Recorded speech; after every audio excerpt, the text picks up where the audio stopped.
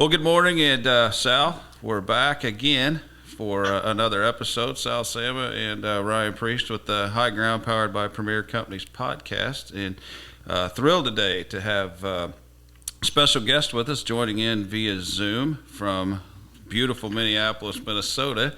And we have Brett Bruggeman with us today from Land O'Lakes. So, Brett, thank you very much for participating in our podcast. We're pretty new at this, so thank you for donating your time to us and giving us your expertise on a few questions that we have about Land O'Lakes and some things that are affecting not only us on the local level, but you as well. So, give us a little introduction to yourself, and again, thank you for coming.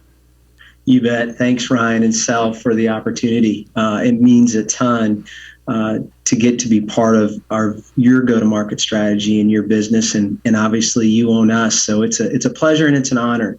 My background's pretty boring. Grew up at a farm in Iowa, and we still run that operation, but I'm not as handy as my brother-in-laws would say, and so I'm doing what I'm doing, and they're doing what they're doing.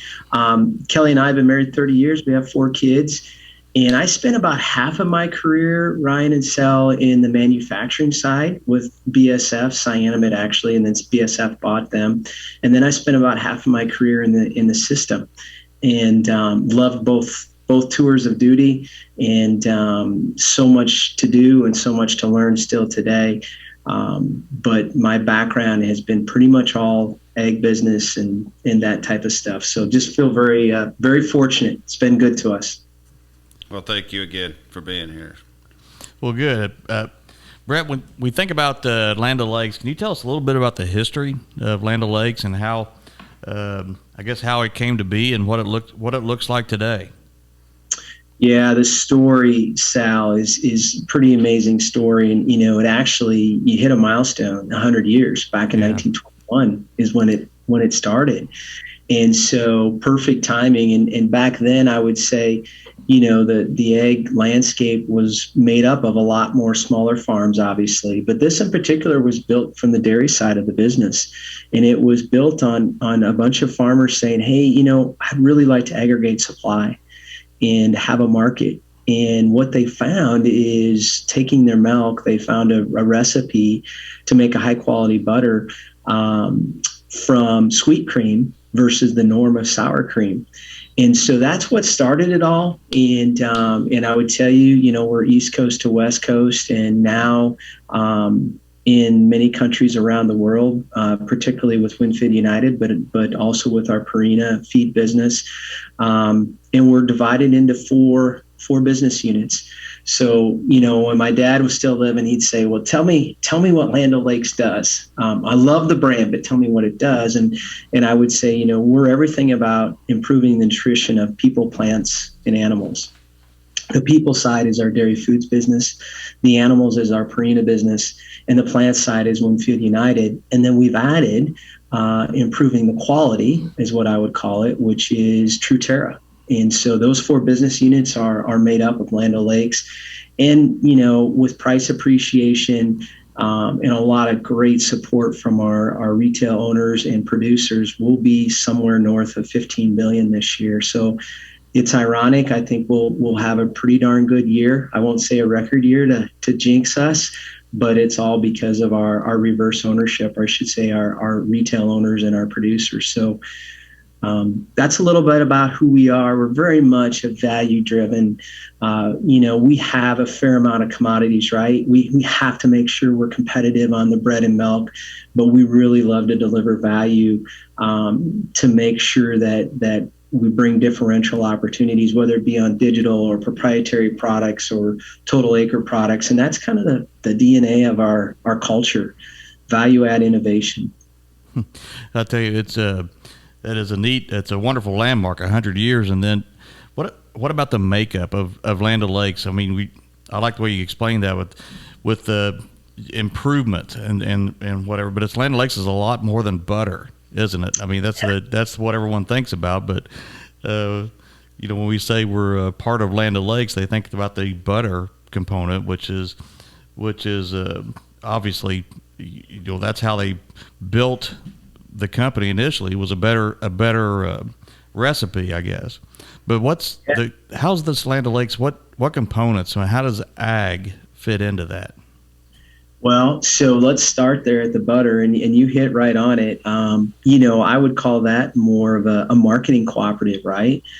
But Sure. where Beth and her vision of taking this is to be a true supply and marketing cooperative across the enterprise. And it just gives us an opportunity in ag to have a differential position. But I'll first start a little bit about on the dairy side.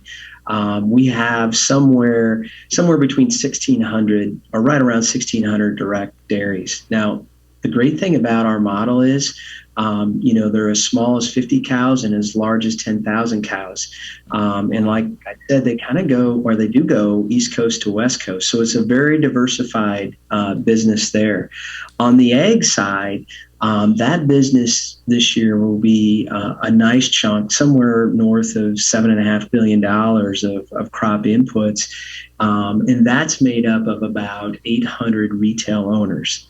So, people think about Land O'Lakes. We are farmer owned on the producer side. We're also retailer owned. And we have about 800 what we would call build-tos.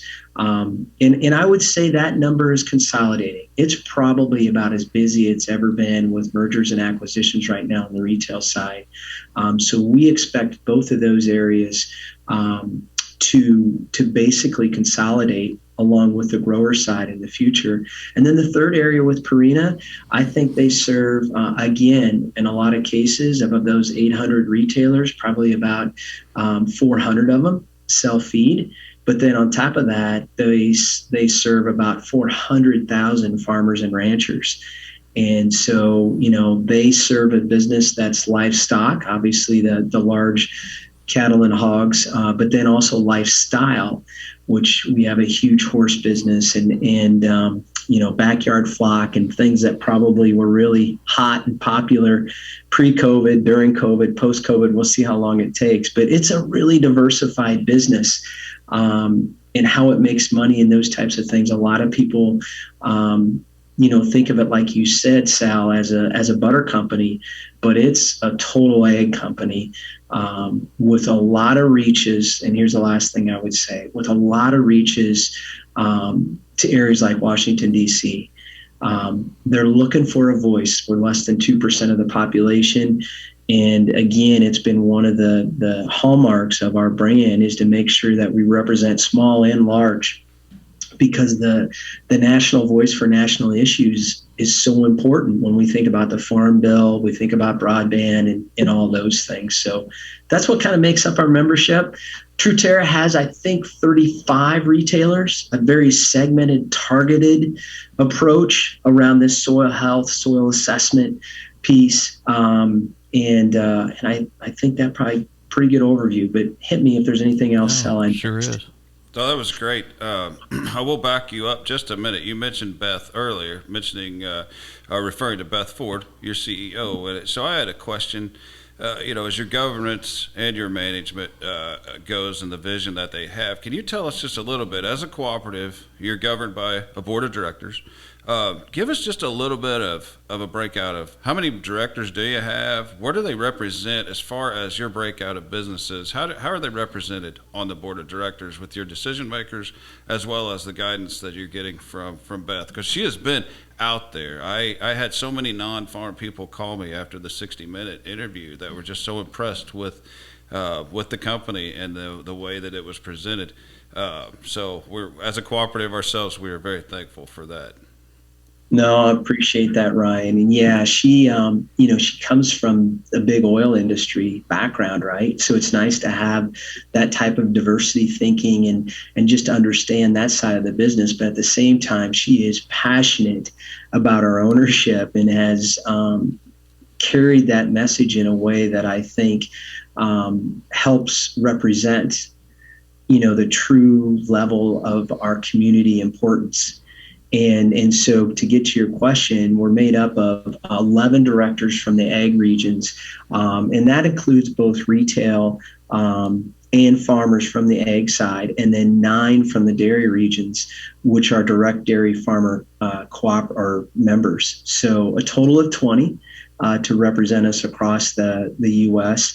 And, that was, I think, 24 here a few years back. So she's worked on making sure that we get that governance in a place that's manageable, but also representative of all the different geographies and businesses. Well, thank you. I appreciate that.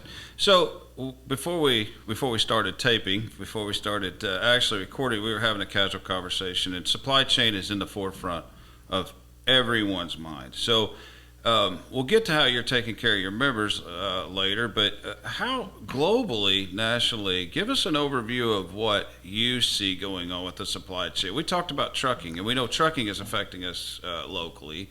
What do you see from a global, national standpoint from a supply chain?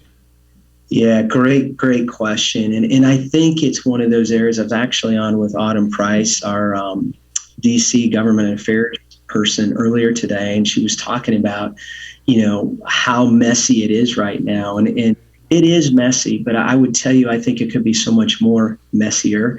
I think being part of something bigger and sharing the market intel that you have at field, Ryan and Sal, and what we're hearing, whether it's in China or India, and putting those together is critical. So market intel right now, I think, is gold. And I would tell you a couple things.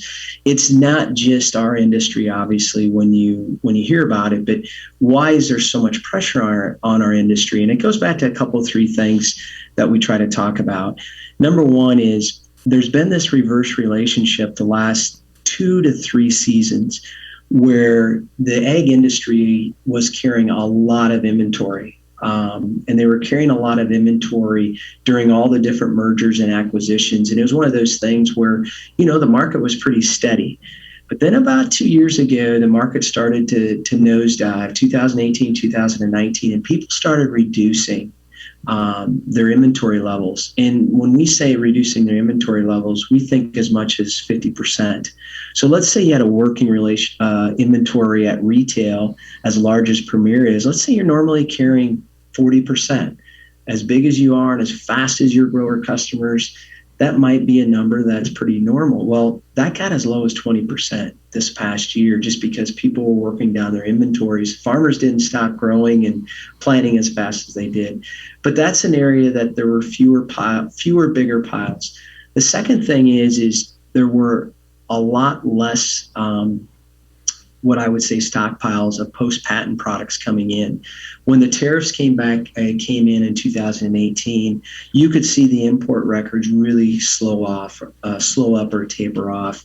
And, the post-patent business isn't a big business. Some people will say it's 25 to 35% of the total ag chem market, but it's a big enough business where, let's say that's cut in half, then you have another crunch on it. Here's the third thing. And a lot of people don't probably realize this, is the U.S. business is not the most profitable business for the manufacturers anymore. When I was at BSF, it was pretty clear. North America was the largest business. It was also the most profitable business because of a lot of regulatory things, because of supply chain that you just mentioned, Ryan. The manufacturer has a choice now. And if you look at what's happening in Brazil, planting 100 million acres of soybeans, they make a choice. Do I send my excess stuff to Brazil or do I send it to the U.S.? And that's put another crunch on it. And so when you put all those things together on top of COVID, because this trucking thing is real, and let me give you some numbers on the trucking piece. That's what we were talking, Ryan was referencing. I have a group of guys I meet with on Friday once a month, and one of them happens to own the largest trucking company, I think, in the Midwest, but for sure in Minnesota.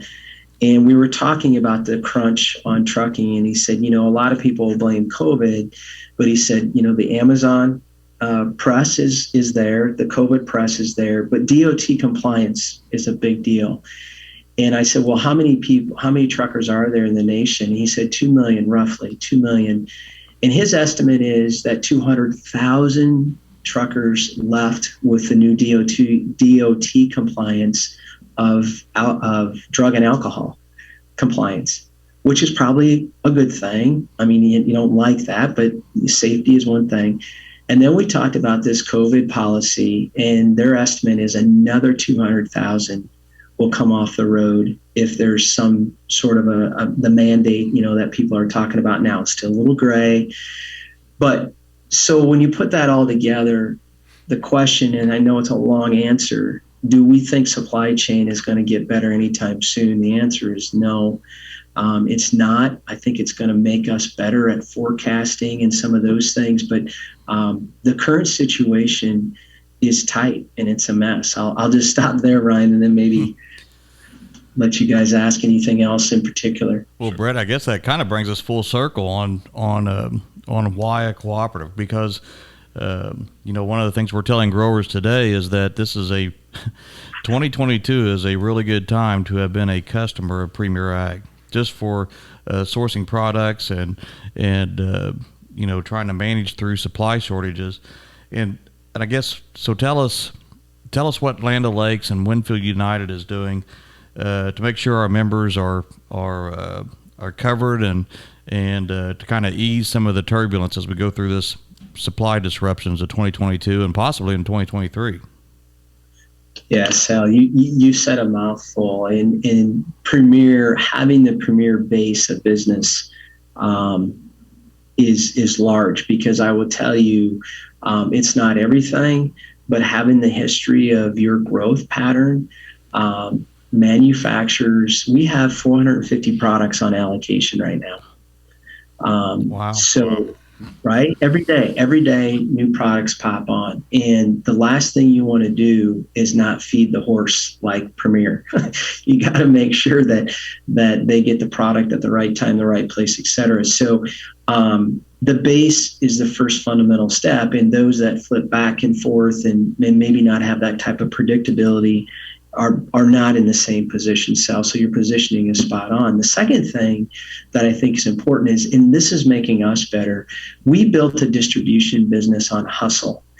And when I say hustle, I remember next day, same day was the mantra. Those who got the product there right, the fastest, won. And we still think hustle is really important, but we want to put hustle on the front side, not the back side. And the great thing about Land O'Lakes is we have a supply chain that goes across all the different businesses. And it's our job as Winfield United to make sure that we have a business strategy that benefits our retail owners like Premier. But think about the amount of resources that Land O'Lakes can source: additional trucks, additional truck drivers, additional, you name it, because we are hauling food, we are hauling feed. It gives us that larger network. What we've done specifically to answer your question, Sal, is we've gone to structured delivery. And so instead of next day, same day, and we actually started this back in 2000, I shouldn't say we started. We moved up our supply chain almost now 2 years ago today. When we started hearing about COVID, it was January or February of 2019. And we said, listen, let's move everything up 90 days. We don't want to carry the extra inventory, but it's pretty hard. You have one time to hit the crop. Let's do that. Then the second thing we went to last year was structured delivery. And I would tell you there was a lot of angst. And we didn't have it all figured out, and we still don't have it all figured out. But what we did is we looked at the data, and the data told us we had a lot of trucks bouncing down the road that weren't full. And the reality is if we sat down and planned with our retail owners, we could do a much better job of a customer experience with them, and they could do it with their grower customer. And so we had a different level of accountability. Instead of same day, next day, we said, let's look at the data. These are the 2 days this week. We want to have what we would call a structured delivery. And because of that, Sal, we had 42% less deliveries in 2021, and we sold a record amount of product. Now, wow. Right? That doesn't just happen. A lot of people touching it, and I don't know what that'll look like next year. But we want to put those dollars back into our retail owners, either with patronage or an investment in digital or whatever is the right way to say it. But we don't want to buy tires. And we want to put it in innovation and or technology and talent. So that's what we're doing. And I would say what we want to work on is getting that even better. But that's only one spot in supply chain. We haven't even started talking about storage. We haven't even started talking about how we work with manufacturers up through. I see us touching product 3 or 4 extra times because traditionally that's the way we used to do it. And I don't think there's margin. And because of inflation, we're going to have to change that. So a lot of people say supply chain's not sexy. Supply chain is pretty sexy right now. Well, I tell you what, efficiency always wins, and just to try to drive out the cost whenever you're gaining efficiency, and that's amazing to do more volume with 42% less stops, and it just stands to reason that full trucks are more economical and efficient than half empty ones. And I know it's takes some more work, but I like the idea of putting that effort in the place where you get the highest return. Yeah, and I tell you, we can't do it without you, Sal and Ryan. And here's the thing that I think my son's in retail, and this weekend we were talking about, how retail has changed, right? Your customers getting bigger, and they're planting more. And the thing that we have to figure out is how do we help that grower forecast and you have, because if there was ever a time to have that value there, we want to assist you, meaning we want to assist Premier in the best way to do that. It takes extra time. It takes extra touch, but we think it's well worth that. Well, no, we appreciate the efforts because it's not. This is not a pleasant time to be thinking about products and to go and give that level of assurity to our growers and our customers as they're trying to plan for something that's not going to happen now for 4 or 5 months. And they know that even in the near term, the products that they need right now are somewhat in short supply. You hear them talk about grain cart tires that there are 4 in the nation when they sourced them, and the price has gone up 50-60% on things like that. It's for us to help give them some assurance that these things are going to be manageable come the time when your seed hits the ground and we do this again. So we feel the pain now, but there's something to mitigating their worries and concerns as we go into next spring. So Ryan, it's we both of us were in a different meeting before we came in here into our the podcast room. I guess we're naming it, Brett. But it's just fun at Premier Ag. It's a challenge, but yet, you're working with people that are we're trying to already develop plans B and C and D, and having backup plans to our backup plans, and how we're going to get through 2022. So it's a lot of it's making us think differently than we've thought in the traditional, and trying to hustle on the backside and try not to put ourselves in a position where we're scrambling in 2022 without a plan that we've already put together already. It's great. It's a great point. It'll make us better. And to your point, I think the thing with Premier that always impresses me is you never stand still, but you're right. You're always looking at plan B, but you're always externally focused. And that entire leadership team being externally focused, I think is going to pay huge dividends, and planning and scrimmaging out the plan B pieces. Because before there used to be plenty of supply and you didn't have to do some of those things. But today's new world, and I think going forward, you're exactly right. Most of this supply chain piece, we thought by this time a year ago, we wouldn't feel the pain. And I would tell you, although we've had more inventory already being pulled for 2022, right? More than we've ever had. We also know this, it's still not at the levels that it was 3 or 4 years ago. And so you look at that, and then you look at the life cycle of some of these molecules that have to be produced.